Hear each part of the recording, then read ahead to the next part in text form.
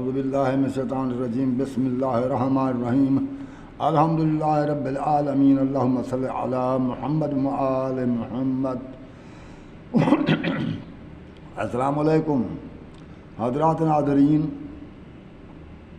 آج 29 ستمبر 2024 ہے۔ میں ابن الخیر سید البخش تسلیم آپ کی خدمت میں حاضر ہوں، اور میرے چینل کا نام ہے تفہیمات الحکمت۔ میرا واٹس ایپ نمبر ہے 0346 66 30 859، یہ واٹس ایپ نمبر ہے۔ اور ایک سادہ نمبر ہے 0315 60 96 711۔ اگر واٹس ایپ نمبر پر رابطہ کرنا چاہے، وہ نمبر بند ہو تو سادہ نمبر پر رابطہ کریں، اور میں وہ واٹس ایپ آن کر کے آپ سے مخاطب ہو سکتا ہوں۔ تو گزارش یہ ہے، میں وہ جناب وہ طارق مسعود پر یہ جو الزام ہے، حقیقت ہے الزام بھی نہیں ہے، کہ توہین رسالت اور توہین قرآن کا، اور اس نے توہین صحابہ بھی کی ہے۔ وہ صحابہ جو عربی تھے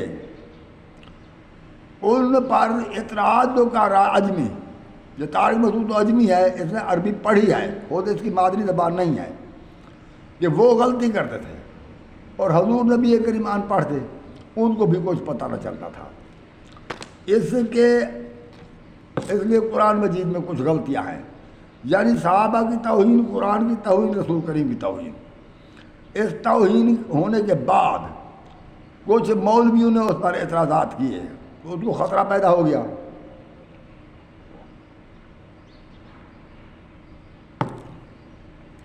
کہ غازی تو ہم نے بہت پال رکھے ہیں، ہو سکتا ہے کوئی غازی مجھے بھی مل جائے، اور اس لیے اس نے کہا کہ میں توبہ بھی کرتا ہوں اور میں مسلمان سے معافی بھی مانگتا ہوں۔ میں نے توبہ کر لیا ہے، توبہ تو پکی ہو گئی، معافی بھی مانگ رہا ہوں۔ اب دوسرے مولوی بھی کہہ رہے ہیں کہ اسے معاف کر دیا جائے۔ مولویوں نے جو یہ دفعہ 295 پاس کرایا ہے، حکومت کو سرنڈر کر کے، اسے مجبور کر کے کہ دفعہ 295 پاس کیا جائے، تحفظ رسالت، ناموس صحابہ و اہل بیت بل۔ یہ اہل بیت کی جو انہوں نے وہ تحفظ اہل بیت، ناموس اہل بیت بھی انہوں نے بل پاس کرایا تھا، تو اسی طارق مسعود نے تو کہا ہے کہ امام حسین کی غلطی تھی کہ اس نے قیام کیا یزید کی حکومت کے خلاف، اور یزید رحمۃ اللہ علیہ۔ تو پھر اس وقت تو کسی مولوی کی زبان نہیں ہلی کہ تم نے توہین اہل بیت کی ہے، وہ اس کو مسترد کرتے رہے، اس کی بات کو مولوی مسترد کرتے رہے کہ تو نے غلط کہا ہے، مگر یہ کسی نے نہیں کہا کہ تجھ پر دفع بھی لاگو ہو سکتا ہے، تجھ پر کیس بھی کرتے ہیں، تو نے گناہ عظیم کیا، یہ بات کسی نے نہیں کہی، ورنہ تو وہ اسی وقت توبہ کرتا، مگر وہ بات آئی گئی ہوئی۔ تو اس سے معلوم ہوا کہ 1400 سال کے بعد بھی اہل بیت مظلوم ہیں۔ یہ اہل بیت کا ایسے نام لے لیا کہ تحفظ ناموس صحابہ و اہل بیت، مگر اہل بیت کی جب توہین ہوئی تو کسی نے مطالبہ نہیں کیا اس پر کیس چلایا جائے اور اس پر مقدمہ کیا جائے، کوئی بات نہیں، وہاں اس وقت خاموشی رہی۔ جب انہوں نے توہین رسالت کی، توہین صحابہ کی، تو اب مولوی بھی جوش میں آ گئے۔ میں یہ کہتا ہوں، میں جو بات کہنے والا ہوں یہ نہیں ہے کہ توہین صحابہ صرف مولوی طارق مسعود نے کیا ہے، بلکہ یہ توہین صحابہ تو سارے کر رہے ہیں، سارے توہین رسالت سارے کر رہے ہیں۔ کیوں؟ دیکھیں، مولوی طارق مسعود نے یہی کہا ہے نا کہ رسول کریم ان پڑھ تھے، اور تو کوئی بات نہیں کی۔ اور ذرا تراجم اٹھا کر دیکھیں، سورۃ اعراف کی آیت نمبر 157 دیکھیں، تو انہوں نے بھی تو جو آیت ہے الذی یتبعون الرسول النبی الامی الذی یجدونہ مکتوبا عندہم فی التوراۃ والانجیل، تو یہ آیت 197 سورۃ اعراف کی، تو اس میں مولویوں نے یہی لکھا، ان پڑھ بے پڑھے رسول، بات تو یہی لکھی ہے، طارق مدعو نے یہی کہی ہے، یہ سارے مولوی توہین کر رہے ہیں، ایک نہیں، ان کا کام ہی یہی ہے۔ آپ ذرا یہ دیکھیں، یہ کوئی مطلب ترجمہ لے لیں، رفیع الدین صاحب کا ترجمہ لیں، رفیع الدین صاحب کا، یا عبد القادر محدث دہلوی کا، تو یہ جو انہوں نے ترجمہ کیا ہے، ان فتحنا لک فتحا مبینا لیغفر لک اللہ ما تقدم من ذنبک وما تأخر ویتم نعمتہ ویہدیک نعمتہ علیک ویہدیک صراطا مستقیما، اس کے معنی یہ سورۃ فتح کی آیت نمبر جو ہے، یہ یعنی کہ پہلی آیت سے لے کر یہ آیت نمبر 3 تک، یہ جو ہے اس میں انہوں نے ذنب کے معنی کیا ہے رفیع الدین عبد القادر محدث دہلوی نے، کہ تجھے فتح عطا فرمائی، عظیم فتح، کھلی فتح عطا فرمائی، روشن فتح عطا فرمائی، لیغفرک اللہ ما تقدم من ذنبک وما تأخر، تاکہ اللہ تعالیٰ تیرے پہلے اور اگلے گناہ معاف کر دے۔ اس کا مطلب یہ ہے کہ رسول کہیں پہلے بھی گناہ کرتے تھے، وہ اللہ نے معاف کر دیے، اور آئندہ بھی تو گناہ کرتا رہے، اللہ تجھے معاف کرتا رہے گا، کیونکہ پہلے گناہ بھی معاف، وما تقدم من ذنبک وما تأخر، اور اگلے گناہ بھی معاف۔ کیا یہ توہین نہیں ہے؟ ان کو ترجمہ نہیں آتا، مگر اور یہ اپنا وہ جو ہے احمد رضا بریلوی، یہ تو ماشاءاللہ بہت بڑی مودت رہا رسول کریم کے ساتھ۔ انہوں نے جو معنی کیا ہے، تو انہوں نے یہ معنی کیا ہے تاکہ تیرے اگلو پچھلو کے گناہ معاف کر دے، اگلو پچھلو کے یعنی پچھلو کے بھی اگلو کے بھی گناہ معاف، تمہیں فتح عطا فرمائی تاکہ تیرے یا تیرے پچھلے اگلو کے سب گناہ معاف۔ یہ کیا ہے؟ یہ ترجمہ ہو رہا ہے، اور کوئی غیر مسلم پڑھے تو وہ یہی کہے گا کہ نبی کے پہلے جو آباء و اجداد تھے یا بعد میں جو ان کی نسل آئے گی، جتنے گناہ کرتا رہے اللہ معاف کرتا چلا جائے گا، وہ تم یہی کہے گے کہ ان کے نبی نے انہیں کیسا قرآن دیا ہے، اس نے اپنی نسل کے لیے، اپنے آباء و اجداد کے لیے اپنے لیے گناہوں کی چھوٹ کر دی۔ یہ جب ان کو ترجمہ نہیں آتا، مگر اعلیٰ حضرت ہیں، اعلیٰ حضرت ہونے میں کوئی فرق نہیں آتا۔ اور یہ سورۃ ضحیٰ کی آیت ہے کہ یہ آیت نمبر 7 ہے، وَوَجَدَكَ ظَالِمًا فَهَدَىٰ، اس میں احمد بریلوی نے ترجمہ کیا ہے، تجھے میں نے اپنی محبت میں رفتہ پایا تو میں نے تجھے اپنے قرب کی ہدایت فرما دی۔ ہاں، اور باقی جو ہیں جیسے رفیع الدین صاحب وغیرہ، انہوں نے ترجمہ کیا ہے کہ تجھے راہ بھولا ہوا پایا اور ہدایت کر دی، یعنی رسول کریم نعوذ باللہ من ذالک راہ بھولے ہوئے تھے، وہ گمراہ تھے۔ کیا یہ توہین نہیں ہے؟ اسی طرح تمام مولوی توہین کر رہے ہیں، مگر کوئی بیچارہ گدھا گاڑی بان، کوئی مزدور، کوئی کسان، اس کے منہ سے کوئی ایسی بات نکل جائے جس کی اسے سمجھ ہی نہیں ہے تو فوراً یہ کہتے ہیں کہ یہ واجب القتل ہے اور اس کی توبہ بھی قبول نہیں، مگر طارق مسعودی کی توبہ قبول کر لی جائے۔ یہ مولوی کہہ رہے ہیں، میں تو نہیں کہہ رہا اکیلے، اور میں بھی کہتا ہوں کہ اس کی توبہ قبول کی جائے، اور اللہ قبول کرنا ہے توبہ کو، اسے کچھ نہ کہا جائے۔ میں یہ بات کہتا ہوں، میں طارق مسعود کا مخالف نہیں، مگر اتنی بات ضرور کہتا ہوں جس طرح طارق مسعود سے غلطی ہو سکتی ہے، کسی ان پڑھ سے بھی غلطی ہو سکتی ہے، کسی کسان سے، کسی دکاندار سے، اسے جو جا کر جیل میں بھی گولی مار دے اور پھر اس کو ہار نہیں پہنائے جاتے اگر آنکھوں میں شرم ہو۔ مجھے یہ بتائیں، اسلامی ممالک میں سے پاکستان ایک ملک اسلامی ملک ہے، اور بہت اسلامی ملک ہے، 50 ہے 55 ملک اسلامی اور بھی تو ہیں، کسی اور ملک میں بھی یہ تحفظ ناموس رسالت و ناموس صحابہ و اہل بیت ہیں، مطلب وہاں پر بیل حیات پاس ہے ہوئے، یہ پاس کیا ہے پاکستان میں۔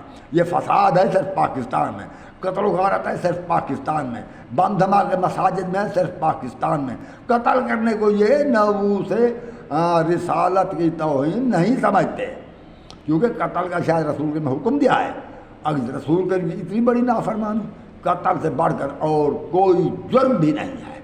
کیونکہ ہر جرم کی توبہ ہے، زنا تک کی توبہ ہے، مگر قتل کی توبہ نہیں ہے جب تک اسے اسی طور پر قتل نہ کیا جائے۔ پہلے وہ توبہ کرے قاتل، اللہ سے معافی مانگتا رہے، اور پھر اس کے بعد اس کو سزائے موت دی جائے، اقرار کر لے کہ میں نے قتل کیا ہے، اور اس کو سزائے موت دی جائے، تب تو جرم معاف ہو سکتا ہے۔ یا بعض مولوی یہ فتویٰ دے رہے ہیں کہ خون بہا یعنی 100 اونٹ دیا جائے یا 100 اونٹ کی قیمت دی جائے مالکوں کو۔ اب کون ہے جو 100 اونٹ کی قیمت ادا کر سکے؟ البتہ قتل کرنے میں دیر نہیں کرتے۔ یہ ہیں مسلمان۔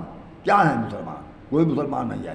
یہ خواہ مخواہ اسلامی لبادہ اوڑھ کر یہ پورے اپنا ان پڑھ لوگوں پر اپنی حکومت کر رہے ہیں، اسلامی لباس پہن کر، داڑھی رکھ لی، بس دستار باندھ لی، یا سر پر ٹوپی، ایک سرخ رومال کندھے پر رکھ لیا یا سر پر پہن لیا، داڑھی چھپا لی اس رومال میں، بس یہ ہے۔ پھر وہ مولوی صاحب بن گیا، پھر انہیں فتویٰ شروع کر دیا۔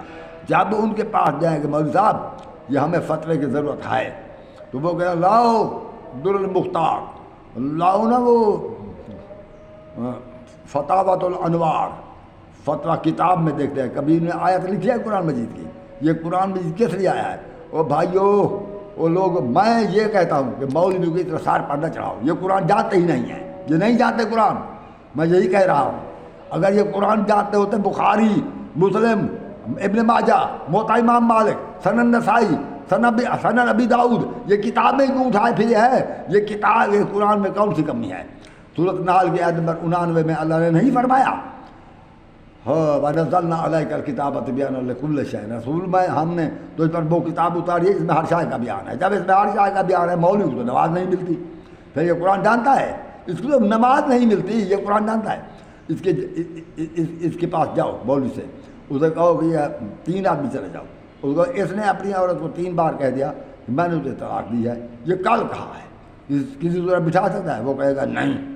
اگر اسے کوئی فتویٰ لے کر دے، وہ فتویٰ بھی لکھ دے گا، دستخط بھی کرے گا، مہر مار دے گا، مگر حوالہ کتاب کا ہوگا، حوالہ حدیث کا ہوگا، قرآن کا حوالہ نہیں دے گا۔ تو کیوں؟ یہ قرآن کس لیے آیا تھا؟ ہم تو کتابوں پر وقت پاس کر رہے ہیں۔ تو آپ کو سمجھ نہیں آتی کہ یہ مولوی قرآن کا دشمن ہے۔ اگر اس کی کوئی قرآن کے ساتھ دوستی ہوتی تو یہ حوالہ قرآن مجید کا ہی دیتا۔ تو آپ چلو بہت سا وقت گزر گیا، یہ تمہیدی بات ہے، میں بھی بہت کہہ چکا ہوں، پھر بھی مولانا مولانا مولانا ہو رہی ہے۔ کیا میں یہ کہاں سے بات کر رہا ہوں؟ یہ قرآن مجید نے فرمایا جو جس عورت کو 3 بار کہا جائے ایک ہی وقت میں کہ میں نے تجھے طلاق دی، 3 بار نہ کہا جائے، چاہے 1000 بار کہا جائے، مگر جب تک 3 مہواریاں اس کو نہ آ چکیں گی، وہ تیسری مہواری کے آنے سے پہلے یا اس کے ختم ہونے سے پہلے مرد عورت کہہ سکتا ہے میں تجھے طلاق نہیں دیتا، تو میرے گھر میں بیٹھی رہے۔ اور جب مرد عورت طلاق دے دے، عورت اس مرد کے گھر سے جا نہیں سکتی۔ کیوں؟ یہ قرآن نے منع فرمایا ہے، مرد چاہے منع فرمائے یا نہ فرمائے، عورت وہیں بیٹھی رہے گی، کام بھی متواتر کرتی رہے گی، اور اپنے شوہر کو اگر اس کی غلطی ہے تو معافی تلافی کرے گی، یا ان سے بات چیت ہوگی، ان کا راضی نامہ ہو جائے گا۔ میں کے بھی آ کر راضی نامہ کرا سکتے ہیں، مرد کے بھی جو رشتہ دار ہے وہ آ کر راضی نامہ کرا سکتے ہیں، ان کا راضی نامہ ہو جائے گا کمپرومائز، تو وہ میاں بیوی ہیں۔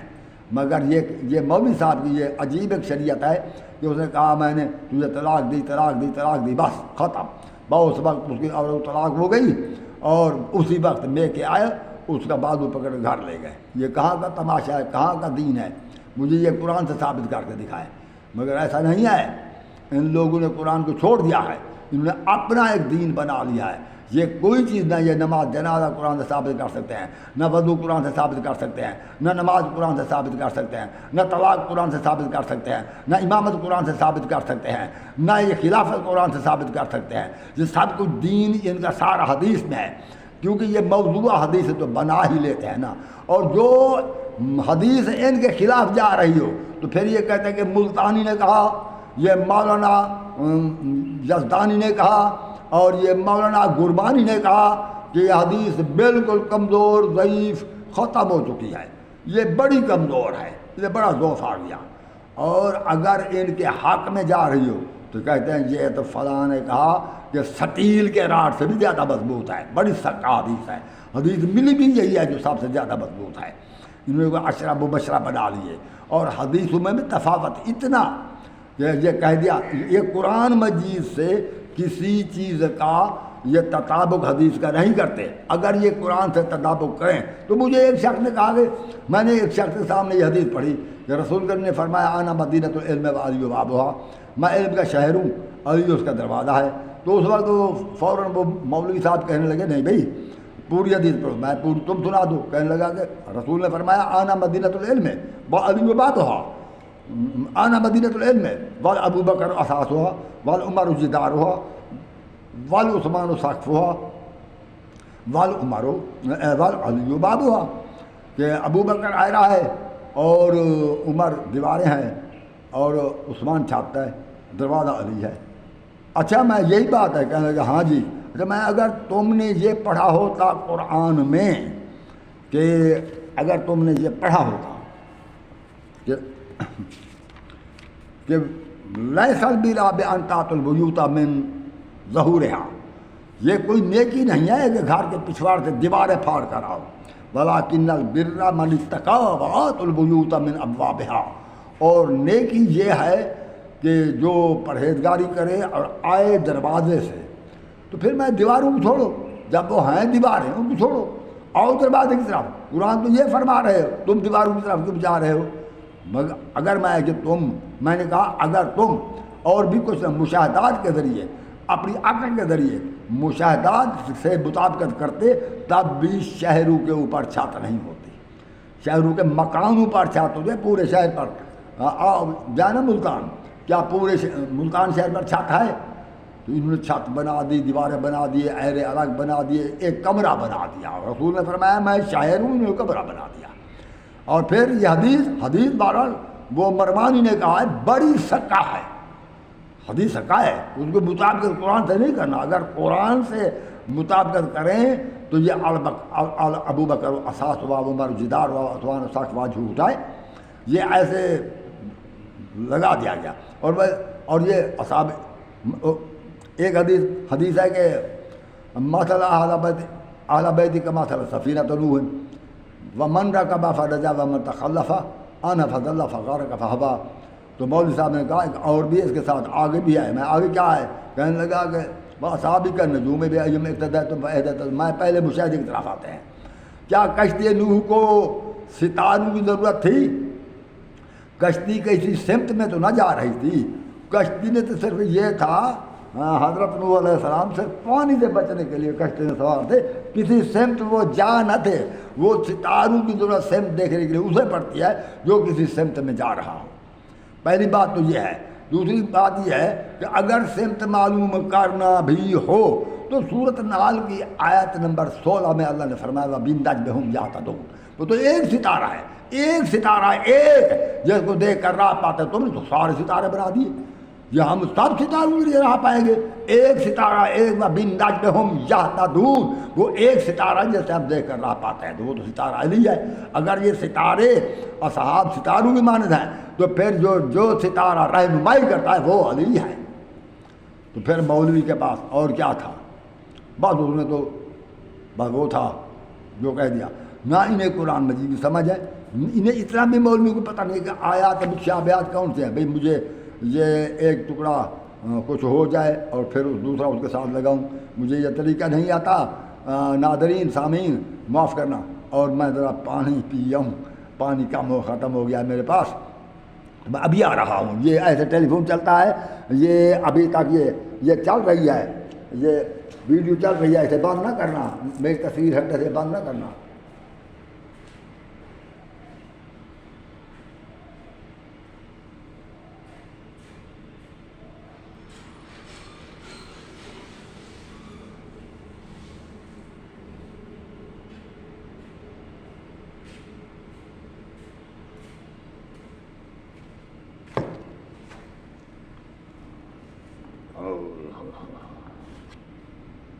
ہیلو، میں آ گیا ہوں۔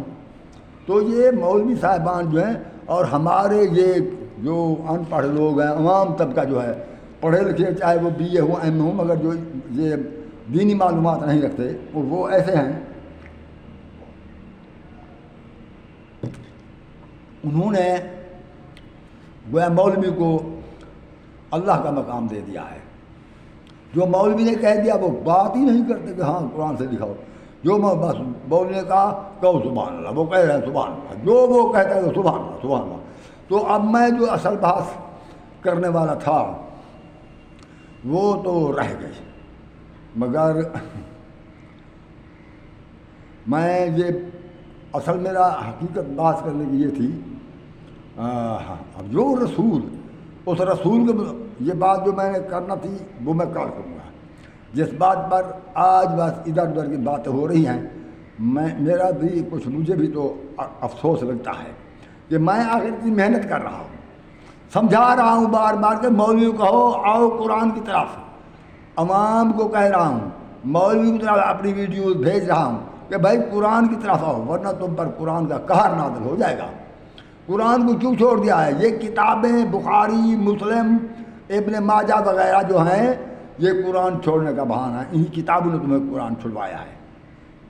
وہ رسول جو کھڑے ہیں عرب میں آج سے 1446 یا 1436 سال پہلے جو عرب میں مدینہ میں موجود ہیں، وہاں پر وہیں کھڑے کھڑے پاکستان میں جو یہ موہنجو میں جو غرق ہوئے ہیں یہ لوگ اور مکان نکلے ہیں پرانے، تو یہ موہنجو میں، تو اس کی خبر رسول دے رہے ہیں. یہ آیت ہے سورۃ فرقان کی، وہ آیت نمبر 38 سورۃ فرقان کی آیت نمبر 38 پر ہے. وعادا وثمودا واصحاب الرس وقرون بین ذالک کثیرا. یہ عاد و ثمود اور یہ کنویں والے جو غرق میں ہیں، اور ان کے درمیان اور بھی بہت سی بستیاں غرق ہو چکی ہیں. کیا وہ رسول ان پڑھ ہو سکتے ہیں جو پچھلے قوموں کا حال دیتے ہیں، جو اگلے آنے والے وقت کا حال دیتے ہیں، جو قیامت تک کی خبریں دیتے ہیں؟ کیا وہ ان پڑھ ہو سکتے ہیں؟ یہ تو مولوی کا کام ہے.